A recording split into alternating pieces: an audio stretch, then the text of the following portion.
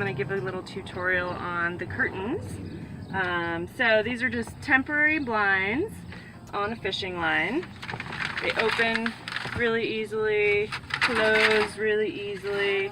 They give some really good insulation. We're in Arizona right now and it's keeping a lot of the heat out.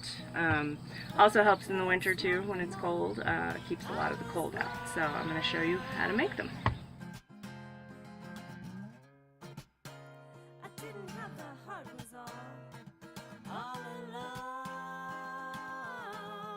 First thing you do is you have to put screws into your walls somewhere by your windows. So we kind of chose where we thought would be a good place for these to go along. Then you want to measure from where the first screw goes in to the next. We did 18 inches. And this is one thing you want to be careful of. This slants a little bit, but you want to measure it straight. Otherwise you'll get binding on your curtain. So yeah, you measure here, put a screw in, 18 inches down, just worked for this window. Put another screw in, just a self-driving sheet metal screw. You don't put it all the way in, you leave it sticking out so you can tie the fishing line around it. Do the same thing on the other side, being just careful to measure, you know, from the top to get even measurements, otherwise they could bind up a little bit. One big thing you have to be careful of is cutting the length of the temporary blind.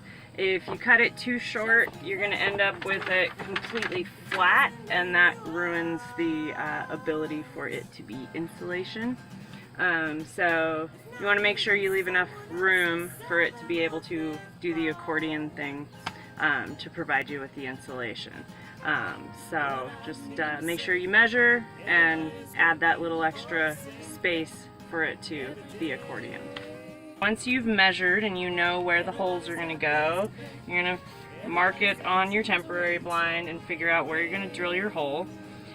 Through trial and error, I found that you definitely need to put some kind of backing on it to keep it from just ripping as you open and close it on the fishing line. I had to put tape on mine on the first set we did.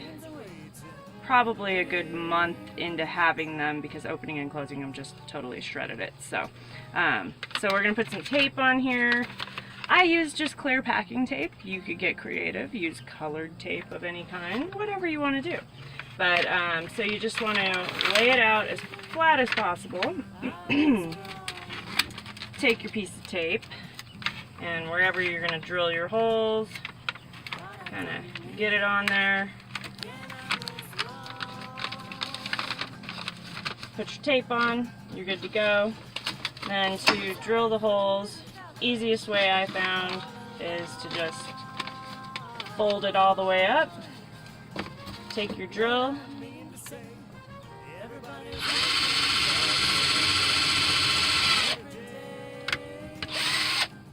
drill a hole straight through it, you're ready to go.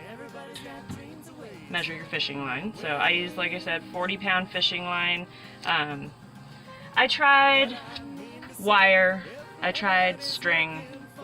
Both of them broke really easily, so these have held up pretty well. Lots of opening and closing. We've driven from coast to coast with these and they're still holding strong, so 40-pound fishing line seems to work well.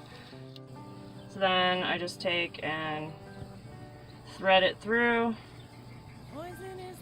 and voila, you've got it on.